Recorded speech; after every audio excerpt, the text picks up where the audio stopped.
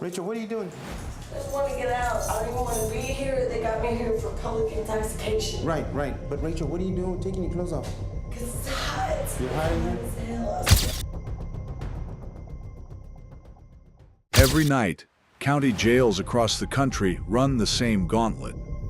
Dozens of people arrested for public intoxication, disorderly conduct, and worse, all processed through the same narrow hallway of holding cells. Tonight, we're going inside one of them. What you're about to see is real jail footage, real officers, real inmates, real consequences. Over the next 45 minutes, we'll follow 3 separate cases moving through the system on the same night. An intoxicated woman refusing to comply, a fight between 2 female inmates, and a repeat visitor whose real problem isn't crime. It's a broken mental health system. This is what happens after the handcuffs go on, and before anyone sees a judge.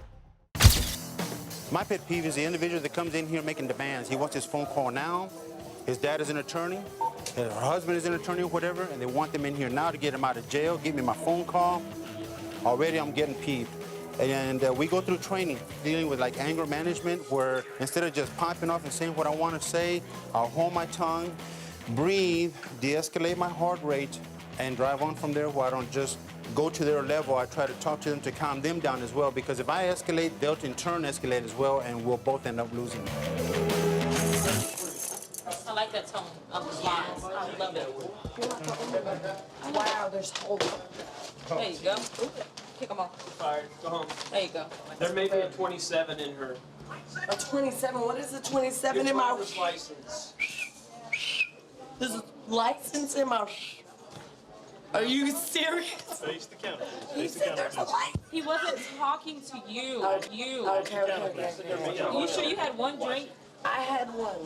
Whoa. Why are you so stuck out? I'm just saying, I just want you to check me, hurry and get it over with, because I don't like females touching on my breast disease. No. Do you have any medical problems? No, I'm not allergic to Jaramillo! Y'all just don't give me a shot in my butt, because that really hurts. Hands on the counter. Okay. Feet apart. She's in here for public intoxication, but she is a attention-grabbing person. I can't have her sitting out here in open seating. The fellas that are coming in here are intoxicated, so they're not going to be in their better judgment. They're going to see her, and they're going to want to try and get her number in an effort to make contact with her. TCP. Sure. Yeah, straight up already.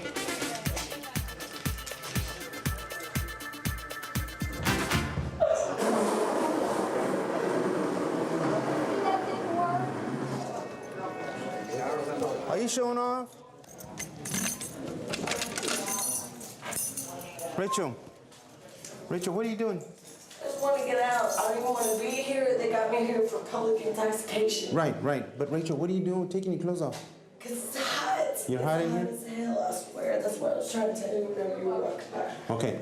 Once I have you sitting out there, I'm not going to be able to have this display. That's not going to come off. That's gotta come It's going to down. stay on. I feel you. All right. What's your name? You feel- Wait, what's your name? Jaramillo, you don't remember me? Jaramillo. Got you. Okay, Jaramillo. All right. Against your name. I hear you. All right. Yes, ma'am.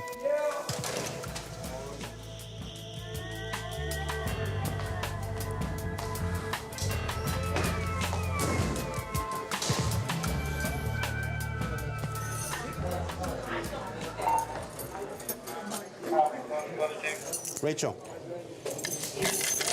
get your shirt and come here, please. Get your shirt, please. Get your shirt. This way. This way. No, you aggravate me. This way. She's sitting here talking to me through a glass. No. I don't like her, man. Okay, don't like her. That's Fire her. Don't like her in here, okay? You are dismissed.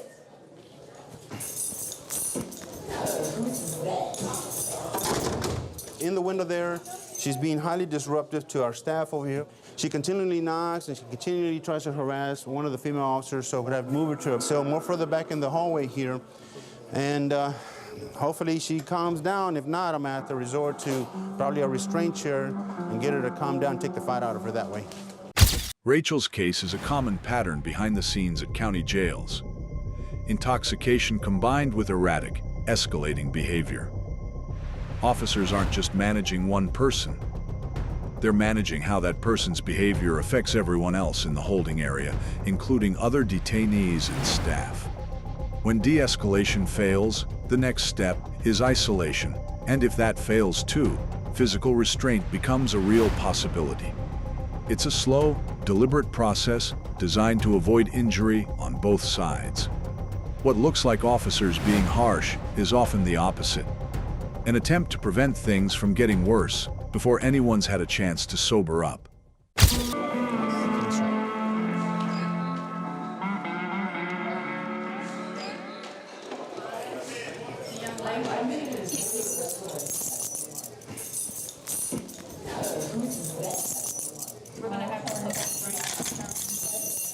Sit down. Sit down. Sit down. Rachel, you are all under the spotlight now.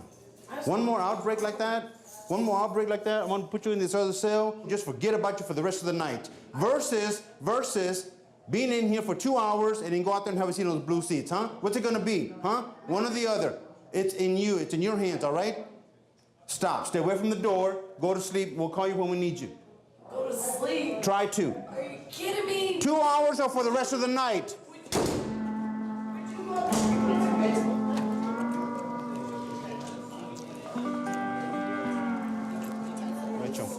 Rachel, I've been talking to you about how to act out there, okay? Now, here's your time to shine, okay? I know I had words with you a little while ago, all right? Now, I have to admit, you got under my skin, all right? Now, I don't want to be like that. I don't want to be like that with you, okay? I'd rather just bide your time out there, have a seat.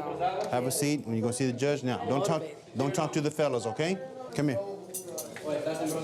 You been here before, Rachel?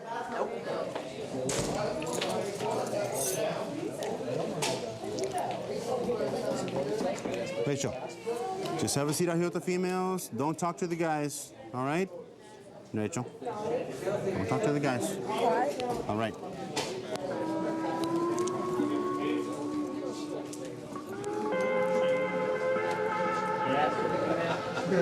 You can get your ass whooped, my play with me. You got pretty hair. Jaramillo. Yeah. Jaramillo, this girl, I've told her several times already to stop talking to the males, so if she does it again, we're gonna need to put her in the bag. Okay, I'll keep it on. Thank you. All right.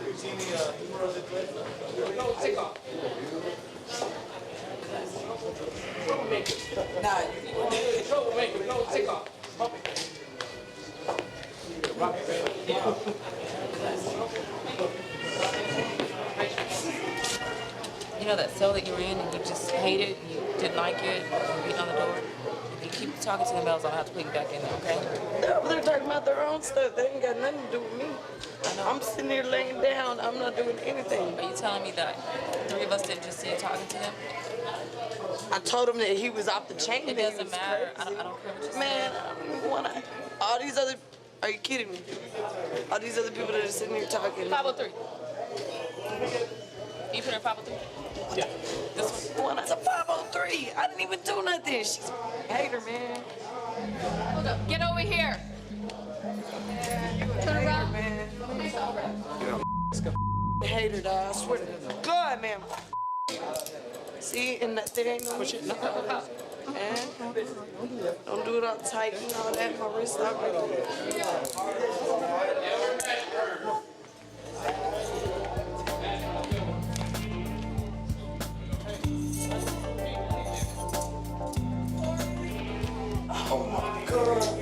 In a jail setting, we can't have males and females communicating. It just creates too many problems. 2 things that she's got going on for her is that she's young, and she's pretty, and she knows it. But another couple of qualities that'll be good for her is going to be something like discretion and to show a little restraint. And for her sake, I hope she's able to get some. What's notable here isn't just the rule setting, it's the tone shift. The same officer who set a hard boundary minutes earlier is now speaking to Rachel calmly, almost apologetically, resetting the interaction.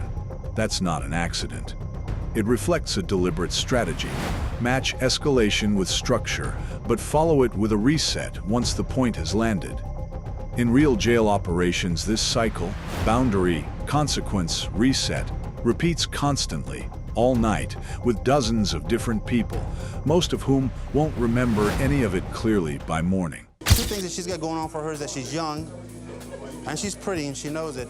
But another couple of qualities that'll be good for her is going to be something like discretion and to show a little restraint.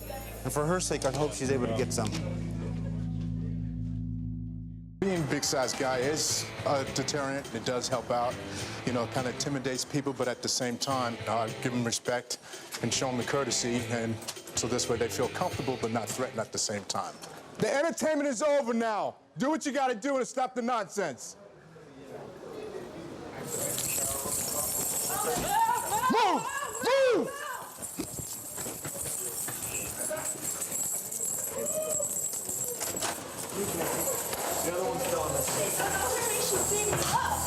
All right, come on. Just the same one that's always... I didn't do anything wrong. As the security all right, just relax. Will you just give us a guy what happened at least? Will you just ask the guy what happened at least? So that way All you right. know. Well, we got to separate you guys right now, Just so... ask him what happened. We will as soon as we find out. Good Lord. That's the other one right there. Apparently there was a fight in the shower room. They just called a signal on that. We gotta figure out what happened. That's one of the property texts. Girl attacked me. I didn't do nothing. All right, just sit tight. Just sit tight. Your deal, right? What's your last name? We're gonna have to get both of them checked out by medical. All right. This is where the night pivots. Up to now, the biggest challenge has been managing one disruptive person. Now, officers are dealing with an active altercation between two inmates, which means an investigation, medical checks, and figuring out, from conflicting stories, who instigated it. In any facility, once a physical fight happens, the priority shifts immediately. Separate first, ask questions second. What happened in that shower room next is where the accounts start to diverge. And that's exactly the kind of situation officers are trained to untangle carefully, because it decides who gets marked as the aggressor. We get the nurse to come over so they can check both of them out and figure out what went on. All right, I'm gonna get with Landers and find out what happened, and he had the bird's eye view in the property room. Landers, what happened? I asked them to please be quiet while I give them a little speech to pass out uniforms, what's required of them. And the little one turned and answered for me and said, all you young ladies, please be quiet. But she didn't say it that way. Well, which one is the little one to you? The little one is the skinny one that was in front of the window The about one with the 5 red feet. and white shirt? Yes. Okay. Yes. And the large girl came around the corner and pointed her finger at her and said, don't you tell me to shut up. I can talk as much as I want. I in turn asked them to please quiet down. Next thing I know, it escalated into the shower room behind the curtain. They went through the curtain, and all I saw was the large lady on top of the little one. So you think that the blonde, because they're both short little, but you mean the... I think the heavy-set blonde instigated the fight. Altercation? Yes, before it took place. And who do you think swung first? I think the large lady swung first on the little one. Okay. On my sight, what I saw. All right. All right, so now we'll go talk to the young ladies. Thanks, Landers. Say she's cold. She put toilet paper around her feet.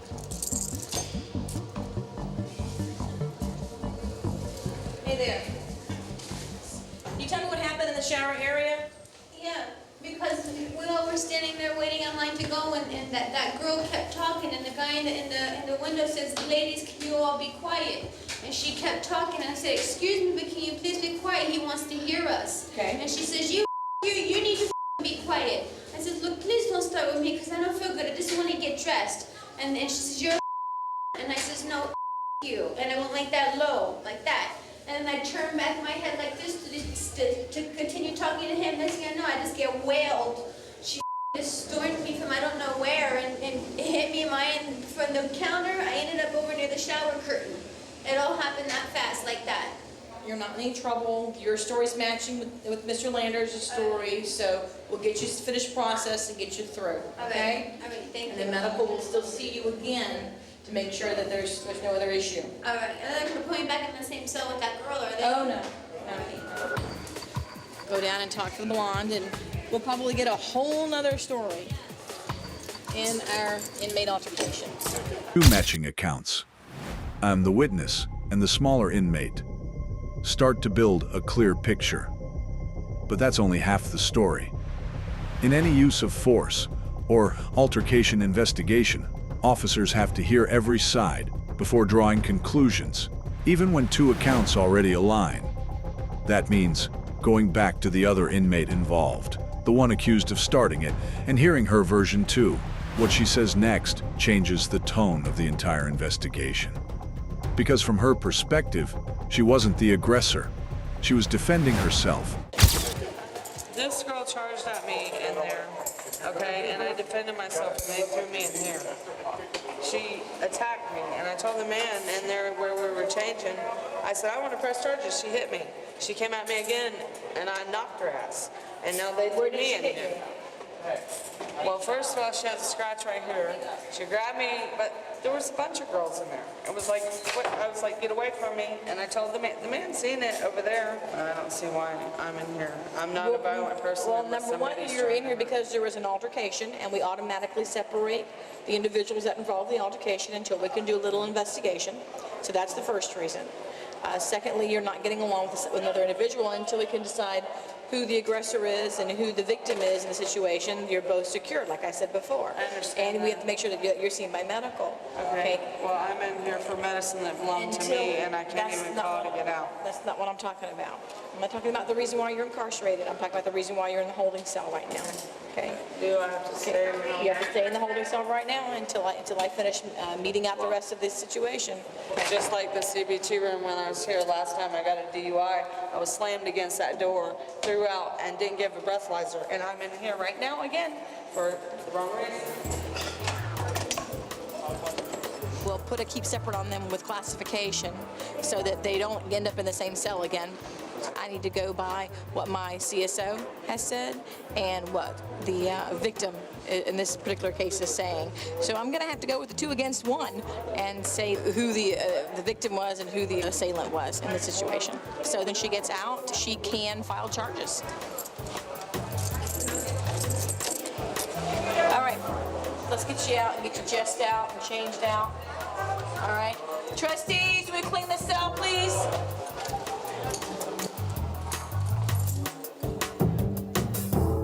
This is the reality of conflict resolution inside a jail. No cameras beyond what's already mounted, no attorneys present, no jury.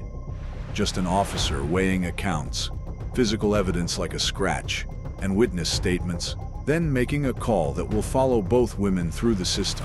It's imperfect, and it happens constantly, often within minutes. The determination here doesn't end the matter. It simply establishes who the system considers the victim tonight, with the door left open for one inmate to pursue charges once released. I've been with the department here at Stanislaus County Jail for 7 years. You know, I think my strong points working here are my verbal skills. You know, I can get an inmate, talk to him, you know, get him to talk to me and respond to me and build some kind of rapport with him. One thing, you know, with this jail being small as it is, you know, I can deal with these inmates one-on-one and pretty much know the story of that individual inmate and be able to deal with them.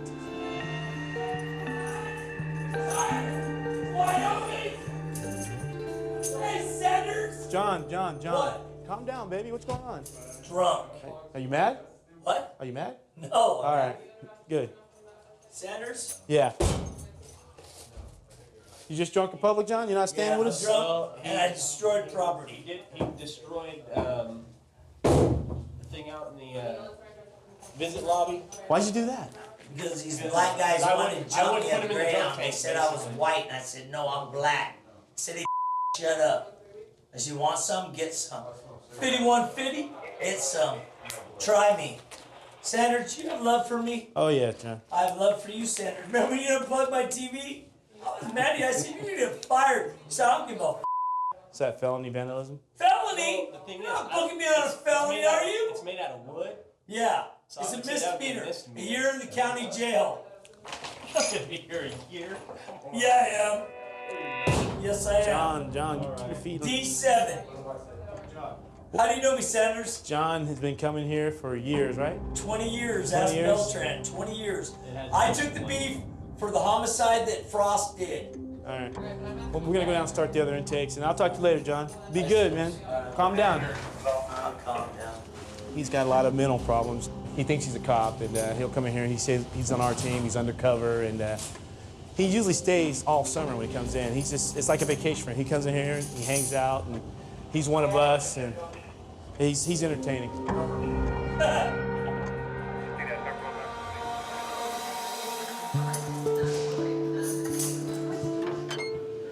Bro, what's going on? I'm a cop, Detective Jack Frost, badge number 747. You're a rat! That's right, I'm a rat. It's better than being a child molester like you!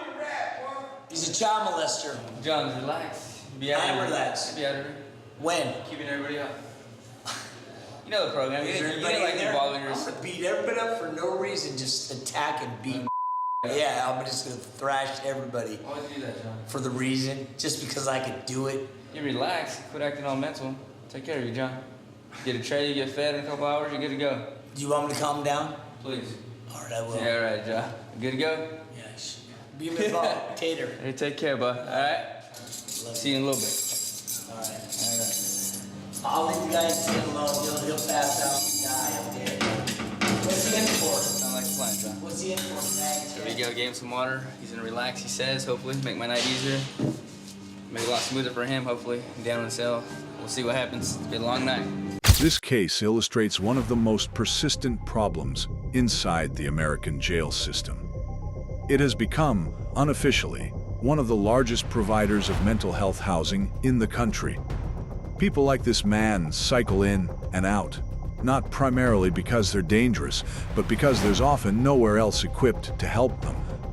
Reductions in state mental hospital capacity over past decades pushed many people with untreated conditions into the criminal justice system by default. Jails aren't built or staffed to treat mental illness. They're built to hold people short term. For someone like him, that means the cycle rarely breaks.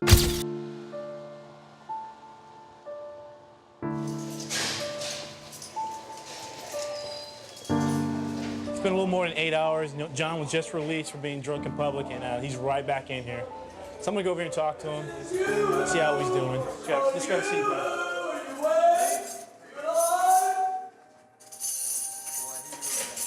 John, you can't stand here, dude. You don't want you slipping and getting hurt. You got out and came right back, huh? Yeah. What happened, dude? I was drinking again. You're drinking again? Yeah. What time did you get arrested, John? 5 o'clock. This evening? Yeah. All right, I so. ate 2 trays. And you got out of jail this morning at what time? 4:35. 4:35? So Yeah. 9, 10 hours later, you're back in jail, huh? Yeah. Because I miss you guys. I love you guys. You're my family. All right, John. Right? That's right. That's right. This is my home. Sergeant said, welcome home, John. You know, guys like John need to be in a state hospital. But, you know, due to reforms and cutbacks, there's nowhere for him to go, so he ends up in the county jail system. And all we can do is try to give him the medication that we have to give him, and hopefully he can get better. 9 hours. That's how long it took for this man to return to the same jail, the same cell block, the same staff. It's not a failure of policing. It's a gap in the system that policing was never built to fill. Multiply this one case by thousands of facilities nationwide, and you start to see the scale of the problem. Officers doing triage for a mental health crisis, they have no tools to actually resolve. This isn't presented as an isolated incident. It's a pattern repeated in county jails across the country every single night.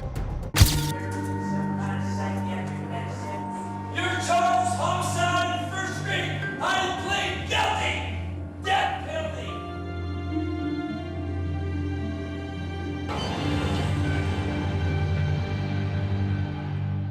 Tonight, 3 very different situations moved through the same system.